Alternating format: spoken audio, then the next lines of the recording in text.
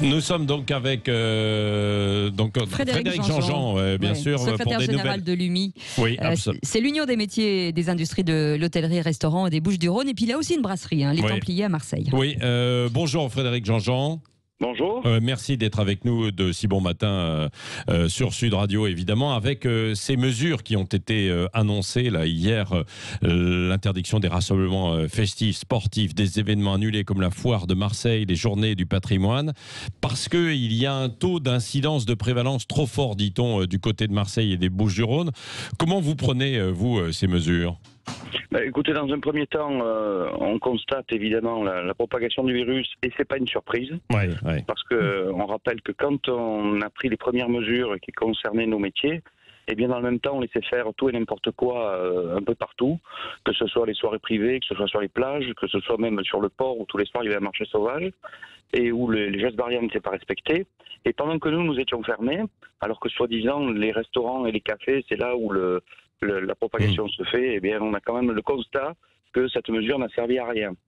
Ça, c'est la première réflexion. Oui.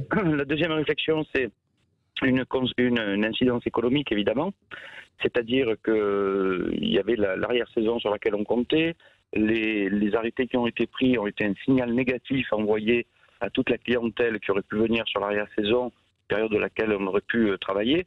Et il y a la foire de Marseille qui vient d'être annulée, qui va avoir une incidence immédiate sur les hôteliers. Oui, ça c'est vrai. Quelles sont les mesures concernant les bars et les restaurants et les hôtels là ? Est-ce que vous êtes directement concerné par les restrictions annoncées hier par le préfet ? Alors, il y a une incidence, effectivement, qui est sur l'organisation des fêtes privées. Je pense notamment au mariage, pour les établissements qui organisent des événements. Mais d'une manière générale, pour l'ensemble de la profession, il n'y a pas de modification substantielle. Parce que là, vous pouvez rester ouvert et accueillir du monde, quoi.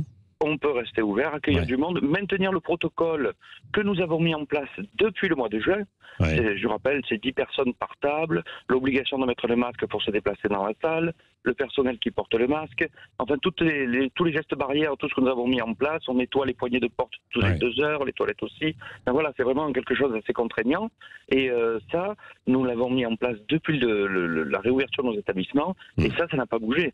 Et globalement, cet été, est-ce qu'il y a eu autant de touristes qui sont venus à Marseille que les autres étés ?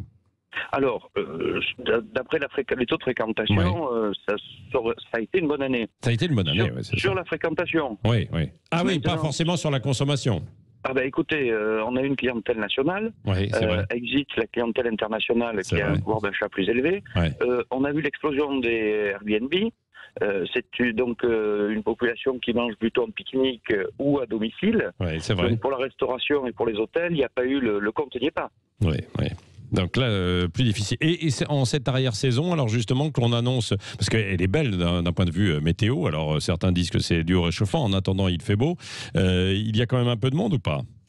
Écoutez, non, il n'y a pas grand monde. On doit dire qu'on subit plusieurs incidences. La première, le télétravail, où effectivement il y a eu une raréfaction des gens dans les bureaux. Donc ça impacte la restauration.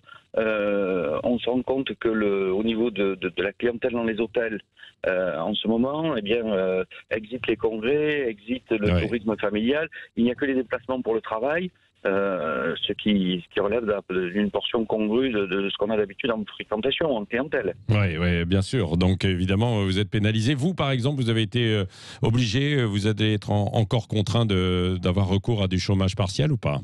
Mais nous n'avons jamais cessé d'avoir recours au chômage partiel. Il est clair que l'annonce qui a été faite fin août, que la destination était devenue une destination à éviter, toute la clientèle touristique qui fait l'arrière-saison, je pense aux retraités, une clientèle internationale, ça a été immédiat. Dans la journée, tout le monde est parti. Je rappelle que les Belges et les Allemands avaient annoncé le confinement pour leurs ressortissants qui venaient des Bouches-du-Rhône. Non, mais c'est vrai. Bon, donc situation encore extrêmement difficile, Frédéric Jean-Jean. Pour détendre l'atmosphère, on me dit que le vendredi, sur votre carte, il y a de l'aioli et que la distance est un petit peu plus élevée. C'est vrai, ça ou pas ? Mais c'est pour la laine, c'est pour la laine. Oui, ça permet de respecter la distanciation. On aille bien, et ça, c'est un geste barrière. J'avais fait goûter au professeur Raoult qui était d'accord avec moi. Ah bon, alors, très bien. Et manger de l'aïoli, c'est très bon pour la santé. On garde quand même un peu le sourire malgré tout, bien sûr. Merci Frédéric Jean-Jean, secrétaire général de l'Union des métiers et des industries de l'hôtellerie-restauration des Bouches-du-Rhône, d'avoir été avec nous. On viendra chez vous. La brasserie des Templiers, tiens, je le dis au passage, voilà, à Marseille, une institution. Merci d'avoir été avec nous.